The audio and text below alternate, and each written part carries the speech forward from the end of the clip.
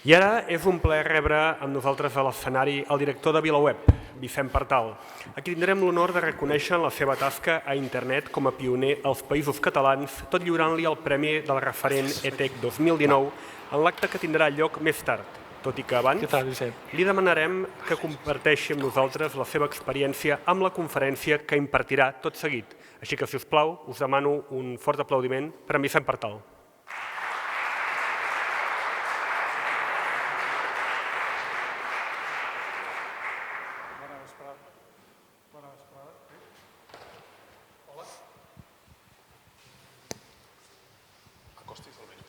Sí, ara. Bona vesprada.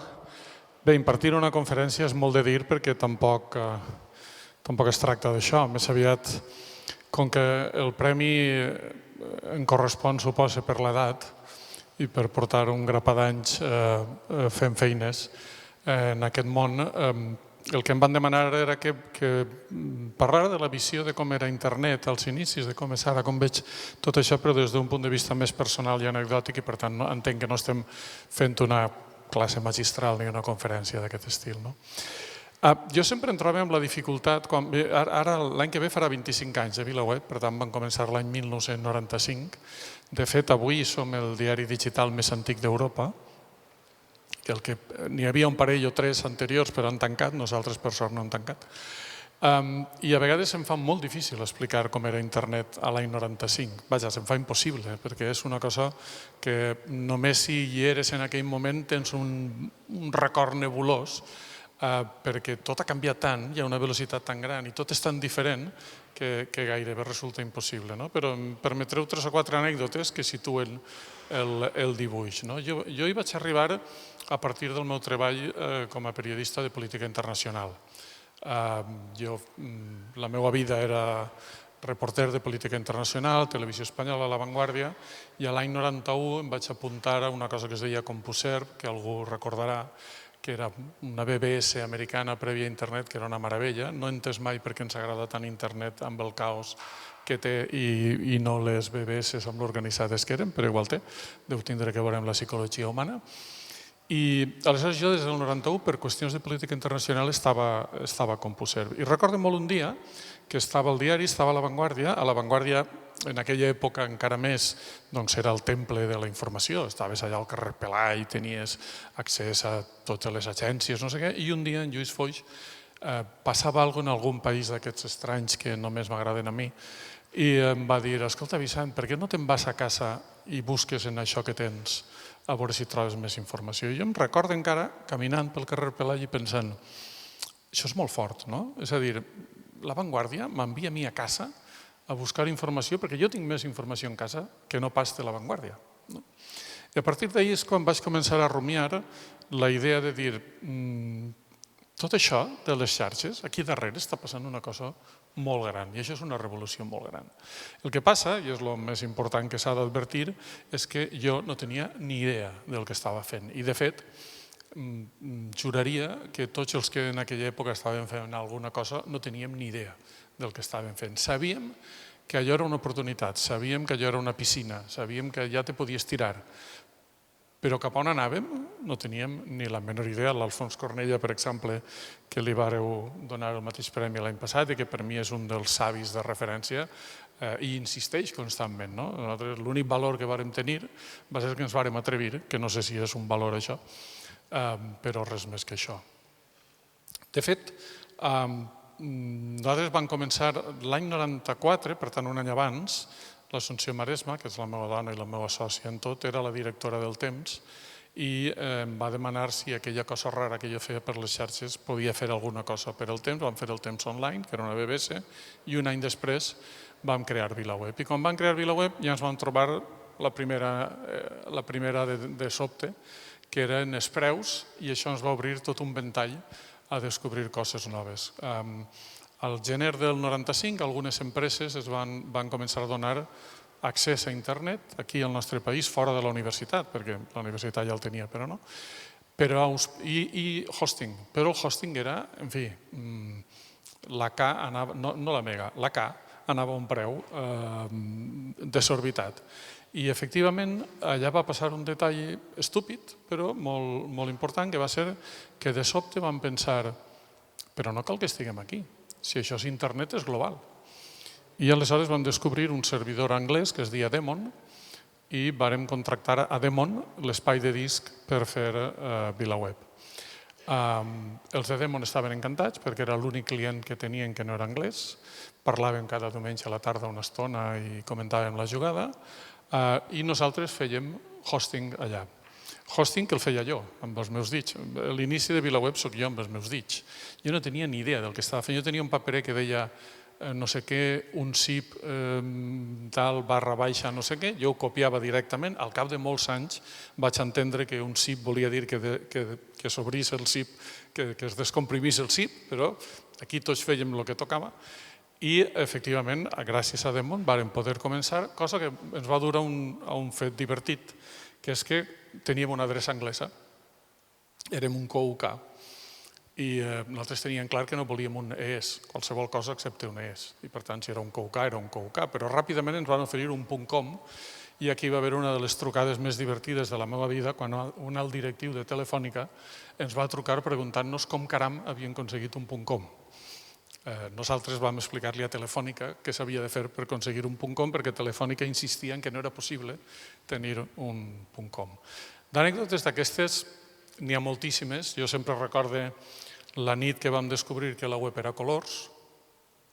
Ara sembla impossible, però la web era en blanc i negre, en gris. Els dibuixos, els GIF, podien ser en color, però el text era gris i negre. I de sobte una nit descobrim lletres de colors. I aleshores amb el Joan Subirats ens vam passar tota la nit sencera mirant el codi, que aleshores el codi HTML es podia llegir, no com ara, que és impossible. En aquell moment es podia llegir, era relativament humà. I veiem que posava FFGGZZ10, rosa. Hosti tu, això vol dir color. Vam omplir 2 llibretes de lletres, clar, nosaltres no sabíem aleshores que això era codi hexadecimal. Pensàvem que era una mena d'arcà medieval estrany, no? I llavors ens vam dedicar a trobar els colors de les lletres. I anàvem així. La veritat és que aquells inicis anàvem molt així, eren fascinants i sobretot eren molt divertits. Jo crec que això ara s'ha perdut. Ara és molt difícil divertir-se amb la tecnologia. En aquell moment eren molt divertits. I ens trobàvem de tant en tant en coses molt estranyes. Per exemple, arran del temps online, a l'any 95, els editors del Chicago Tribune ens van convidar a anar a Chicago a presentar el temps online a una reunió que feien de tot el grup, una cosa molt extraordinària per nosaltres en aquell moment. I ens vam trobar un senyor, Roger Fiedler, que ens va ensenyar l'iPad a l'any 1995. l'iPad. Estic parlant de quasi 15 anys, em sembla, abans que així l'iPad. De fet, si aneu al YouTube i poseu Roger Fiedler, apareix la conferència que ens va fer i ens ensenya realment l'iPad. Com caram un tio sabia veure l'iPad abans, 15 anys abans que l'iPad existira, és un misteri que no he comprès mai, i com no s'ha fet milionari Roger Fiedler tampoc ho he entès mai, com s'ha fet milionari Steve Jobs en comptes de Roger Fiedler, però ens el va ensenyar, ens ensenyava, per exemple, vídeo que es movia, una cosa increïble. Jo el ridícul més espantós de la meva vida el vaig fer quan una vegada el Josep Cuní em va demanar un informe per fer el programa de ràdio per internet i n'hi ha un informe firmat del meu puny i lletra que diu que l'àudio no passarà mai per internet. Aquell dia vaig aprendre que no tornes a dir mai, mai. Qualsevol cosa és possible. Jo crec que de l'experiència de VilaWeb, l'única cosa interessant, en tot cas, més enllà de la batalleta tecnològica de l'inici, de la curiositat, d'aquesta part de xoc que tot té, és l'altra part. Jo crec que en el món de la tecnologia n'hi ha 2 models. N'hi ha els tecnòlegs, la gent que té una visió a partir de saber exactament què es pot fer amb aquella màquina, com aquella màquina pot generar no sé què, tal i qual, i els que no som tecnòlegs, però pensem que la tecnologia és l'oportunitat que ens ajudarà a tombar un estat de coses que no ens agrada. A nosaltres no ens agradava el periodisme que es feia en aquell moment, pensàvem que s'havia de fer d'una altra manera, nosaltres sempre diem, nosaltres només hem fet periodisme, però evidentment sense les xarxes, sense internet, el nostre model de periodisme simplement no existiria. I ahir jo m'agafe a una frase d'un autor, que és Von Clausewitz, que a mi m'agrada repetir moltes vegades. Von Clausewitz és famós per un llibre sobre l'art de la guerra. Si entenem in extenso que guerra ho és tot, pot servir, i ell diu en un moment determinat que els capitans es distingeixen en una batalla perquè són capaços de veure una llum molt petita allà al fons i són capaços després de seguir-la els porta on els porta. A nosaltres ens agrada pensar que som una mica això. Gent que van veure una llum molt petita, perquè realment el 1995 creure's que internet canviaria la societat era molt de creure. Era molt de creure. I la vam seguir, ens portés on ens portés. Pel camí s'ha quedat molta gent. Hi ha hagut gent que no ha entès o que no ha arribat o que no això. Nosaltres hem tingut la sort d'aguantar aquests 25 anys, no només d'aguantar, i de trobar que aquella llum ens anava portant cap on volíem, que era cap a un compromís amb un model de periodisme, etcètera. Però jo crec que això és molt important en la gent que fa servir la tecnologia, perquè sempre n'hi ha algú inventant alguna cosa. Jo en el meu cap, la imatge és que sempre n'hi ha un nano de 14 anys ben cacaulat en una habitació plena de roba tirada per terra que està inventant alguna cosa que ens portarà de corcoll d'aquí 5 anys. La realitat és aquesta. No sabem què és el que està inventant el nano, segurament ell tampoc ho sap, però any rere any i circumstància rere circumstància ho hem vist. Nosaltres vam néixer abans de Google. Clar, Google ho va canviar tot. Nosaltres ja hi érem abans que estigués Google i el dia que va arribar Google, tot el que nosaltres sabíem va desaparèixer. El dia que va arribar Facebook, tot el que sabíem va desaparèixer. El dia que va arribar Twitter, el dia que va arribar el vídeo per internet, el dia que va arribar qualsevol cosa, ho canviava tot. I per tant apareixeran multituds de coses que ho canviaran tot. Al cap de 25 anys, però, el que nosaltres hem après és, em sembla, a tenir al cap el que nosaltres volem fer i en tot cas anar incorporant amb molta calma, amb tranquil·litat, sense tornar-nos bojos, sense que ens agafi un atac de cor creient que tot demà serà diferent, anar incorporant tecnologia, anar estant alerta als canvis tecnològics i anant preguntant-nos cada vegada i això a mi de què em serveix? Què pot ajudar-me a fer millor? Si això ho sabem fer, si sabem constantment estar preguntant-nos això, jo crec que aleshores la vida, diguem, de l'emprenedor, si se pot dir així, ja que el premi va per aquí, internauta, és relativament senzilla.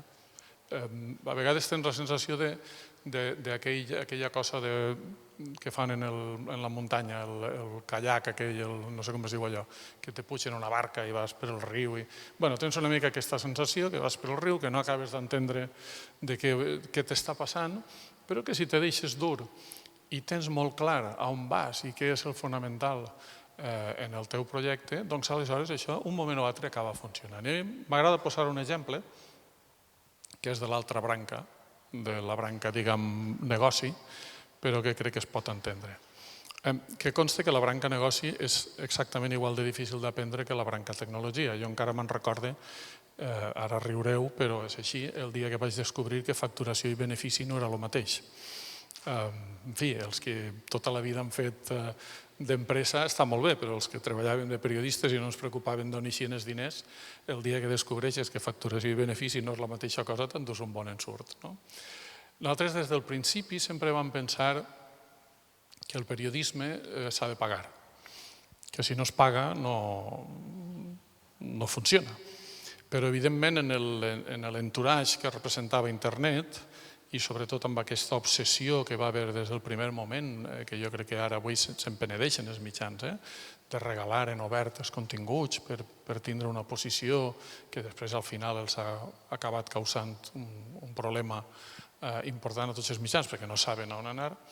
Nosaltres sempre vam pensar que era important que la gent pagara i per tant vam buscar des de l'inici com havia de pagar la gent. El que passa que era complicadíssim per un costat i per un altre costat no n'hi havia regles. És a dir, la gent va inventar sobretot dos principis. Un era el mur de pagament, que nosaltres consideràvem que era un error.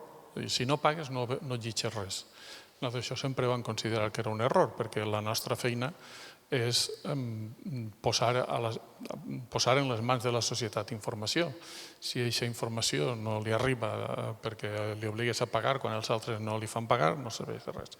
I l'altre era això que es deia Premium, que suposo que molts de vostès recordaran, que ara per sort ja gairebé tothom ha oblidat, que estava bé però que tenia un gran defecte, que era que si tu dies llegiu i és gratis, però si feu el Premium, però pagueu un Premium per uns continguts millors, aleshores els diners que te pagaven se n'anaven al Premium i no resolien el problema de base, que era la infraestructura bàsica. Doncs això vam tardar molt a intentar entendre què podíem fer i de nou mirar a l'exterior va ser la solució quan vam descobrir un agent que és el Texas Tribune que van iniciar un model que als Estats Units se'n diu Non-Profit Media. La seva tesis és nosaltres fem en obert tot i qui vulgui paga, però no és obligatori. És a dir, convertir el pagament en una qüestió voluntària. Nosaltres això ho vam començar a fer el 2004. El 2004 vam començar a dir-li a la gent heu de pagar. Si vosaltres voleu que fem bon periodisme, heu de pagar. El 2015, és a dir, 11 anys després, 2.000 persones pagaven. Vam tardar 11 anys en aconseguir que 2.000 persones pagaren. Jo els tinc un agraïment infinit a aquestes 2.000 persones perquè, evidentment, van entendre una cosa que ningú entenia. De sobte, però, tot va esclatar i avui tenim 16.000 persones pagant, que és la base absoluta de VilaWeb. Ara, si no haguem aguantat 11 anys amb el mateix missatge, repetint-li a la gent això és així, s'ha de fer així, s'ha de fer així, avui no passaria el que està passant. I jo crec que això és molt important també quan encares un projecte. Tu has de saber què vols. Després pot passar que la vida te faci abandonar el que vols. Nosaltres en la nostra existència hem tingut projectes que en un moment determinat eren molt importants, les VilaWebs locals, per exemple, que van ser un fracàs, les vam esborrar i hi ha una altra banda. I constantment estàs fent prova-error, prova-error, prova-error, prova-error. Però la prova-error necessita, per ser eficaç, que te mantingués en els conceptes bàsics i que tu aquests conceptes bàsics, fins i tot si la gent no t'arriba a entendre, els vagis posant sobre la taula de manera que quan t'entenguin tu estàs col·locat. És a dir, què va passar? Bé, va passar que la gent no entenia que s'ha de pagar per la informació. Però quan va començar a pagar per la música amb l'Spotify, per els vídeos amb el Netflix o l'HBO o el que siga, per els no sé què amb no sé què, quan la gent va començar a entendre que internet no era tot gratis, sinó que moltes coses es pagaven, doncs no li va costar tant pagar també per la informació. Ara, no pagaràs a 40 diaris i per tant, haver estat els primers, haver insistit, haver estat tota l'estona allà donar les raons per les quals t'han de pagar, te dona una posició de primacia, diguem-ho així, que te permet aconseguir que al final la jugada resulti. En aquests moments, VilaWeb amb 16.000 subscriptors està més que bé, volem arribar a 20.000 però ja arribarem, no ens preocupa i hem convertit els subscriptors en la base fonamental del nostre negoci i això ens dona des d'una independència, una capacitat, una estabilitat, una qualitat monumental. A partir d'aquí on estem avui, jo crec que avui estem en una situació una mica, com sempre, estranya i apassionant. Avui, per exemple, és el dia aquest famós en què comencen a espiar-nos a tots. Saludos al que estigui espiant-me a mi. Les telefòniques aquestes avui han decidit fer aquesta prova tremenda que ens espia a tots i que serà divertida perquè al final acabarà resultant coses molt interessants. Estos dies parlant amb una persona d'una companyia telefònica em va explicar una cosa que m'ha fet moltíssima gràcia.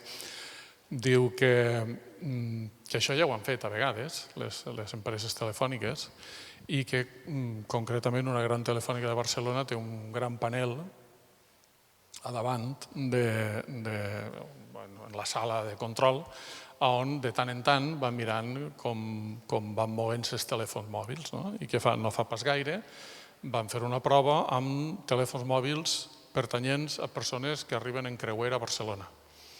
I aleshores, com sabeu, els creuers a Barcelona són molt importants i aleshores monitoritzaven què feien els creueristes, cap on anaven, cap on deixaven d'anar, tota aquesta història, fins que en un moment determinat van descobrir que sistemàticament, posem per cas que si baixaven 1.000 creueristes, 50 no tornaven a pujar. I clar, es quedaven desconcertats perquè veien les llumetes que baixaven, anaven a la Rambla, anaven al restaurant americà que té nassos, eres un creuerista, vens a Barcelona i vas al Hard Rock Café com a restaurant que ja són ganes d'anar. Però bé, no els criticarem. I de sobte n'hi havia unes llumetes que es quedaven i que no pujaven al vaixell, i després el vaixell se n'anava ple de llumetes, però quedaven llumetes per Barcelona. I van encomanar un estudi per veure què eren aquelles llumetes i com és que tants creueristes es quedaven. Resultat de l'estudi són els mòbils robats.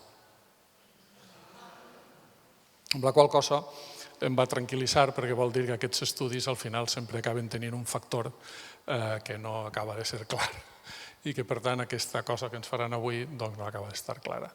Jo en el present, i només per acabar i obrir pas al poquet debat, al xicotet debat que puguem fer, jo en el present tinc una por relativa però important respecte a la privacitat, respecte a la nostra privacitat, que crec que és un valor que serà molt difícil de mantenir en el futur. Soc dels que opina que és una amenaça molt gran en termes democràtics i en termes socials, que si realment arriba un punt en què estem absolutament controlats en tot moment, doncs això és molt perillós. Tinc molt clar també, però, que n'hi ha maneres d'escapar-se. Jo soc dels que van VPN tot el sant dia, però segur que algun nano que pren Colacao ho arreglarà. L'altre dia m'explicaven que als Estats Units ja hi ha una empresa que et comercialitza, que cada setmana t'envia un mòbil diferent a casa i una targeta diferent, però no sé com aconsegueix que sigui el mateix número i per tant tu ja estàs, diguem, un partner d'aquells que ja estàs al marge de lo legal. Jo tinc una certa preocupació per això, bastant important, però sempre recorde que tot i que n'hi ha factors molt negatius en tot aquest element de control que signifiquen les tecnologies, n'hi ha un factor tan positiu que no podem oblidar que el contrapès és evident, que és la impossibilitat de la censura. Perquè clar, jo soc dels que ha viscut la censura, dels que ha viscut una època en la que alguna gent podia aconseguir que no sabérem alguna cosa. I tinc un exemple molt clar, que estos dies m'estic repetint constantment. Jo estic seguint molt de prop tot el que està passant a Hong Kong. El passat setembre hi vaig ser i és molt interessant la manera en què els joves de Hong Kong estan usant la tecnologia per lluitar per la democràcia. Però clar, jo vaig viure com a corresponsal els fets de Tiananmen l'any 89 i recorde molt profundament el moment que el govern xinès va arribar a l'hotel on estàvem totes les televisions europees i americanes amb unes tenalles de veritat, van tallar els cables dels satèl·lits i allà ens vam quedar a cegues completament i de fet no podíem treballar, havíem d'enviar les imatges en unes condicions terribles o havíem de parlar per telèfon o fins i tot quan ja van tallar el telèfon ni el telèfon que teníem. Clar, avui amb un aparell d'aquests al mig de la plaça podries estar filmant i emetent en directe, cosa que en aquell moment era absolutament impensable. Qualsevol mal que ens pugui arribar per l'ús de la tecnologia per mi queda compensat per aquest altre bé. Nosaltres vivim una societat més oberta, vivim una societat infinitament més lliure gràcies a la tecnologia i em sembla que en aquests 25 anys això és el que per a mi és més important, el que em fa sentir-me més a gust amb mi mateix, el que em fa creure que realment tot això ha valgut la pena. Les dificultats estan ahí, són evidents, no les discutiré, els problemes estan ahí, són evidents, no els discutiré, però sí que discutiré a qui vulgui discutir això, que des del punt de vista del periodisme, des del punt de vista de la informació, des del punt de vista de la gestió social, avui estem molt millor que l'any 95 sense cap mena de dubte.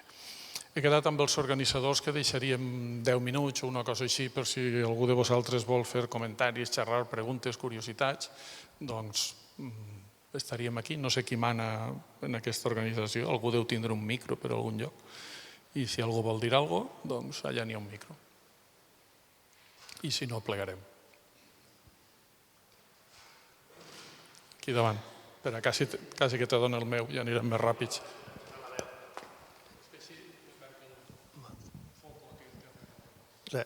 M'agradaria només si ens poguessis explicar quin és el perfil d'usuari del vostre servei que paga. Deu correspondre a un perfil més o menys tipificat o és molt variat?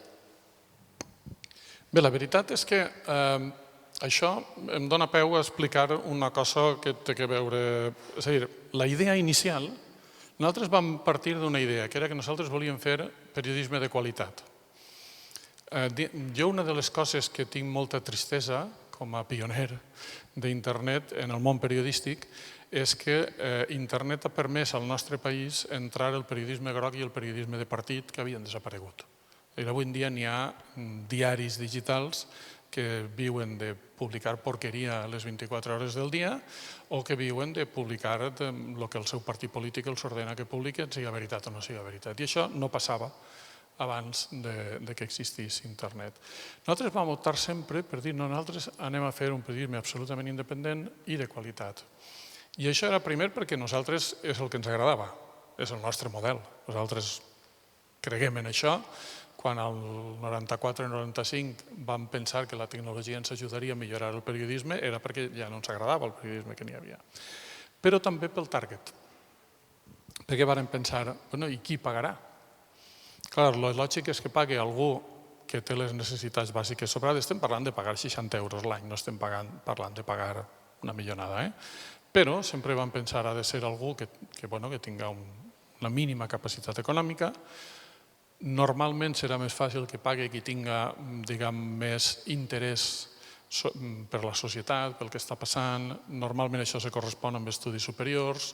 Normalment, és a dir, n'hi ha tot un target que té a veure amb això. I quan deia que el 2004 varen començar a plantejar això, ja ho varen començar a plantejar en aquest sentit. I de fet, si tu mires avui com el públic de VilaWeb, per exemple, el CEO, el Centre d'Estudis d'Opinió, tots els baròmetres que fa, especifica moltes dades, dona moltes dades sobre els diaris digitals i sobre els diaris en general. Nosaltres normalment som el segon o el tercer diari més llegit de Catalunya, La Vanguardia va al primer, però els sociòlegs diuen que és perquè a vegades també n'hi ha gent que té vergonya de dir que no llegeix res i diu la marca que més li sona. Però bueno, estem allà dalt i allà sí que n'hi ha els perfils molt tal i efectivament VilaWeb té un perfil més estudis superiors, més edat, és a dir, nosaltres el públic de 16-18 anys no el tenim, comencem a ser forts a partir dels 25 i som molt forts a partir dels 35, més estudis, etcètera. Però això està buscat, perquè pensem que aquests són els que paguen. Estem parlant que paga molt poca gent. És a dir, nosaltres, diguem, és molt difícil calcular les xifres, però en base diària estem parlant que 600.000, 700.000 persones entren a VilaWeb, que estiguen pagant 16.000 és molt poc. Però aquestes 16.000 corresponen bastant a aquest target, és a dir, gent amb molt d'interès social, amb molt d'interès per el que significa el debat social, el debat polític, etcètera. I després n'hi ha coses que són curioses, per exemple, VilaWeb era molt masculina a l'inici, cosa que em posava molt nerviós, ara n'hi ha més dones que homes pagant, cosa que em posa molt tranquil. N'hi ha variants d'aquestes que són interessants. Les àrees metropolitanes segueixen tenint un pes molt gran, això és molt interessant. És a dir, l'àrea metropolitana de Barcelona i la de València acumulen gairebé la meitat dels subscriptors. I quan ens preguntem per què passa, segurament és que encara la connexió és diferent, la capacitat de connexió. Alguna raó tecnològica sembla que n'hi ha perquè les àrees metropolitanes tinguen molta més força que les àrees rurals. Girona, per cert, és la tercera, va després de Barcelona i València. Però sí que aquest target és el target buscat, que té a veure amb això que deia a l'inici. Tu has de veure la llumeta allà al fons i per seguir-la et porta on et porta, adaptant-te al camí, però també dibuixant quin camí vols arribar.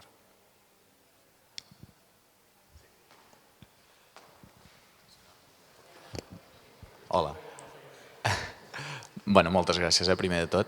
Et volia preguntar, en el món ara que estem de les fake news i pensant en més anys per endavant, la nova llumeta, on te la veus? Bueno, les fake news són mentides. El que passa que una moda que van impulsar els neocons és que si tu t'inventes una etiqueta que sembla presentable, sembla que una cosa lletja es torna presentable. Si tu dius, este senyor fa mentides, això tothom ho troba fatal. Fa fake news, pareix que no sigui tan fatal, no? I ara, a més, ara estan dient realitat alternativa, que és molt més pervers, realitat alternativa és molt més pervers encara, perquè ja sembla que sigui fins i tot bo, no? Mira, jo en això n'hi ha una cosa que sempre la dic i a vegades sorprèn, però per mi és molt clara. No pot haver bon periodisme sense bons lectors. Aleshores, nosaltres aquí tenim una part de la responsabilitat, que és publicar coses certeres, publicar coses que s'acosten a la veritat tant com això és possible. La veritat en abstracte és impossible, però diguem que s'acosten tant com sigui possible, i sobretot no publicar mentides. Saber què és veritat és molt difícil, saber què és mentida és molt fàcil. Per tant, la línia és aquesta, no publicar mentides. Però el treball dels periodistes, en una era tan complexa com la que estem vivint, no podrà ser suficient si no n'hi ha lectors crítics. Perquè el problema és que jo puc dir que això és una fake news, però tu te la pots creure. I per tant, aquí hi ha d'haver un treball col·lectiu, un treball en el qual participem tant els periodistes com els lectors. I això a vegades sí que ho trobo a faltar, perquè la gent es descarrega molt sobre els mitjans. És que n'hi ha un mitjà que ha dit... Bueno, però tu t'ho creus, això? Si no t'ho creus, per què que ho hagi dit un mitjà ha de ser suficient? A vegades, per exemple, nosaltres tenim un problema a VilaWeb, a vegades que és, sabem que una cosa és mentida. Hem de publicar que és mentida? Perquè, clar, només que tu publiques que és mentida, ja li estàs donant credibilitat. I jo crec que aquests són problemes nous, difícils de tractar, que des del punt de vista periodístic tenen un tractament senzill, no publicar res que sigui mentida, no publicar res que no estigui contrastat, i jo estic molt orgullós en aquest sentit de VilaWeb, crec que donem un exemple de seguir aquests principis, però necessitem lectors crítics. Sense bons lectors no n'hi ha bon periodisme. Els països que tenen millor periodisme són els que tenen millors lectors. I en això hem de fer un esforç tots plegats. Hi ha d'haver un esforç d'educació i un esforç de socialització del periodisme, sense el qual no aconseguirem sobreviure a les fake news, perquè darrere de les fake news hi ha gent molt important. Les fake news no són uns xicots de Macedònia que tenen una granja de servidors en un bosc de no sé on. No. Les fake news tenen a darrere gent de molt de pes i gent molt important que té interessos polítics, econòmics i socials molt evidents. Llavors aquí un poc jo crec que hem d'establir aquesta aliança que al final és tornar a lo que era normal. Jo soc de poble, soc de Bétera, un poble xicotet, i sempre quan deies, escolta, quan